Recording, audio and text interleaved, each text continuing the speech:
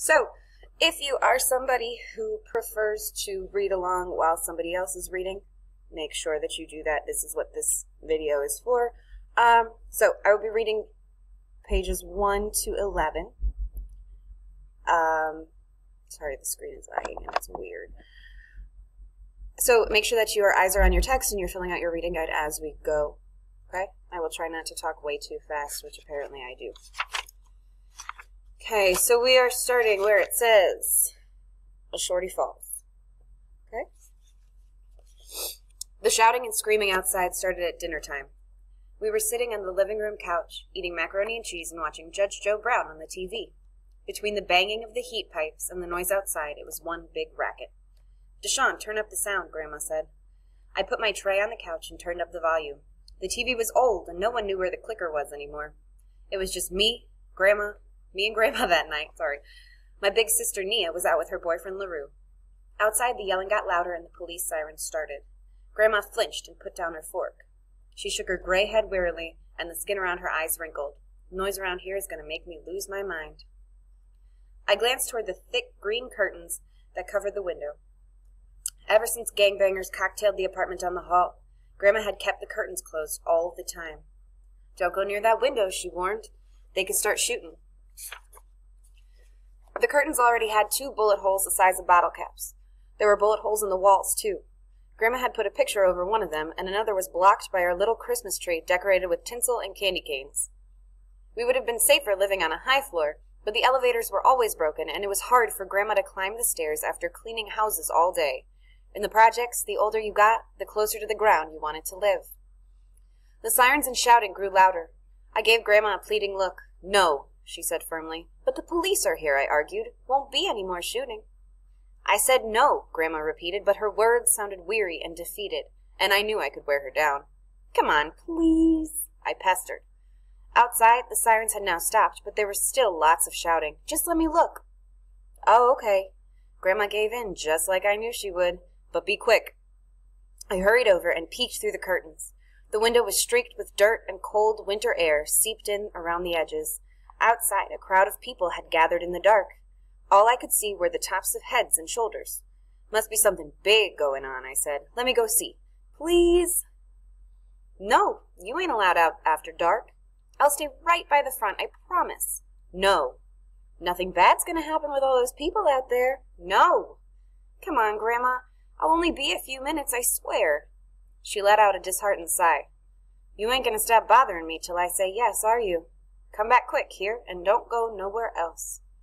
I grabbed my coat, went out into the graffiti-covered hall, down the pea-smelly stairs, across the bare lobby, and through the dented metal doors to the outside. Cold, dark air filled my lungs. The crowd was still growing. Fearful of being trampled, I went behind the mob where it wasn't packed so tightly. There, I found Lightbulb, walking in a circle with his eyes squeezed shut and his fingers in his ears. He wore a black wool cap pulled down over his head and a ratty, old man-sized coat that dragged on the ground. "Sup, Bulb?" I asked.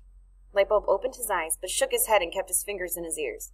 He'd gotten his nickname because of his light skin and the shape of his head. Sometimes he wasn't right in the head, either.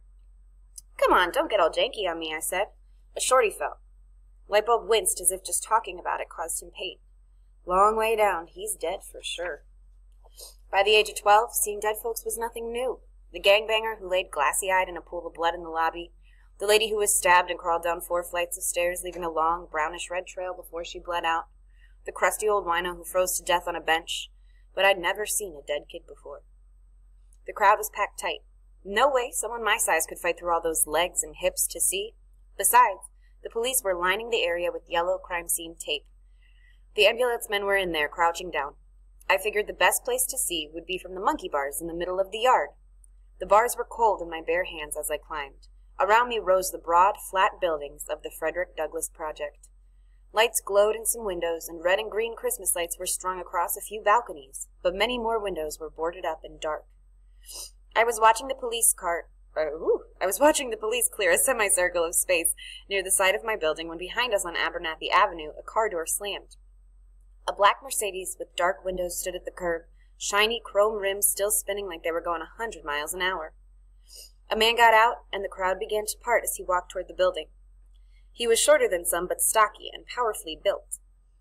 There was only one person who commanded that kind of respect, Marcus Elliot, the leader of the Douglas disciples. He wore black slacks and a black leather jacket over a white turtleneck sweater with a big gold chain hanging in front. An earring glimmered. His brown hair was short and neatly trimmed, and he had a square face and small, deep-set eyes that were almost always in a suspicious squint. The crowd quieted and parted, and even the police stepped aside. Marcus stopped and looked over the shoulders of the ambulance men. He stood there for a long time. The monkey bars rattled as Lightbulb climbed up. His pants were torn at the knees, and the sleeves of his big coat hung down past his hands. Sitting beside me, he started rocking back and forth. Near us, one of the ambulance men came through the crowd with something long and black. "What's that?" Lightbulb whispered. "Body bag," I whispered. "Go find out who fell." Lightbulb shook his head. "For a Snickers bar," I said. "Let me see. It's upstairs. Give it to you tomorrow." Lightbulb climbed down and disappeared. Meanwhile, the ambulance men lifted the body bag onto a stretcher and rolled it through the crowd. The bag was mostly flat, except for a bump in the middle. Marcus walked behind them. His face was hard and flat, jaws clenched, lips tight. Not a handsome face, but one that said he wasn't afraid of anyone or anything. Lightbulb climbed back up. It was Darnell. Darnell was Marcus's nephew. I twisted back toward Abernathy Avenue. They'd opened the rear ambulance door to slide in the stretcher. The light from inside reflected on the men's faces. You might have expected that Marcus would be looking down at his nephew. But he wasn't. He was staring back at the project with a look as cold and angry as I'd ever seen. Okay, we're going to go on to this chapter called Marcus. Darnell's mama was Laquita, who was Marcus's sister and my best friend Terrell's cousin. I didn't know who Darnell's father was, only that Laquita's new boyfriend was Jamar, the disciple's second-in-command, and that they lived up on the 15th floor. Everyone said Laquita was the prettiest girl in the projects, with her big, round eyes and straight white teeth and constant smile, at least until the Gentry gangsters threw Darnell off the roof. The next morning, Grandma made me put on a heavy coat, gloves, and a hat before I could take my bike outside. Despite the cold, I liked riding around because the ground was hard and you could go almost anywhere in the project. Not like in the spring when the yard was soft and muddy. Outside, something lay on the ground about 30 feet from the yellow-taped crime scene spot where Darnell had fallen, far enough away that it might have been missed by the crowd in the dark the night before. It was a window guard, bent in the middle, as if someone had kicked it out of a window frame. "This where that little boy fell?" a voice behind me asked. I turned.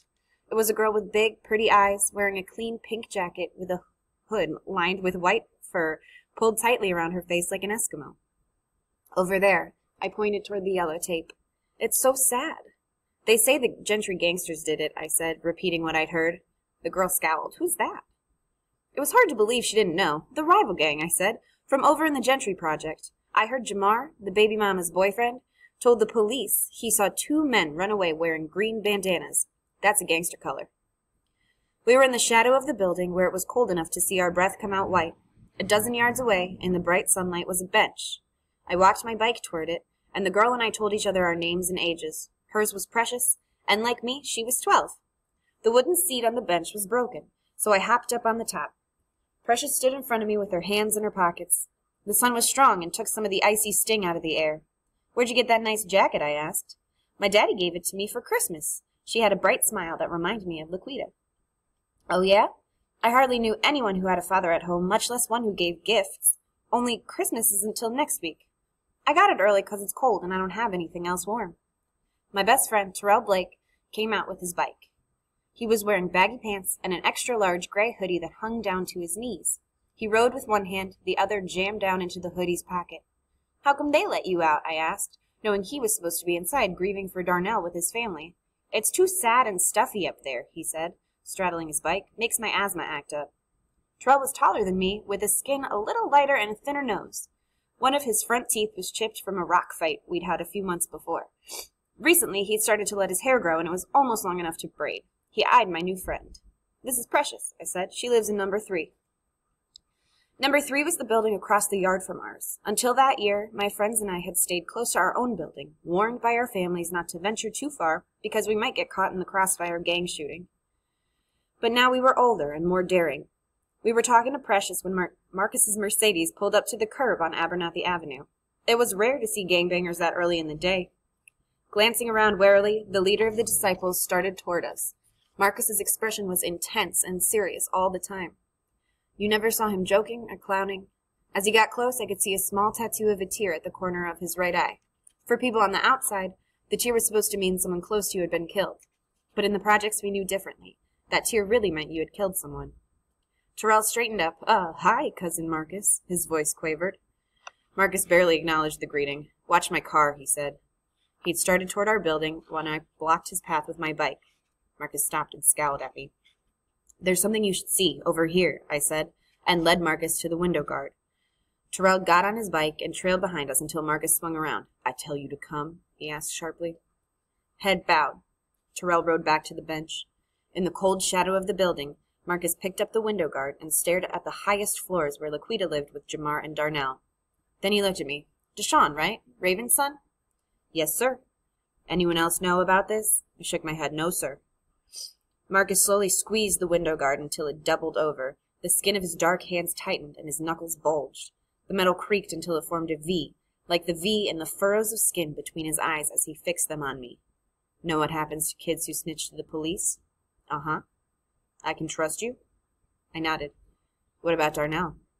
I'll take care of that, Marcus said. Meanwhile, this is our secret. Understood? I understood. All right, make sure that all of your questions on your reading guide are filled out. And put it in your binder when you finish.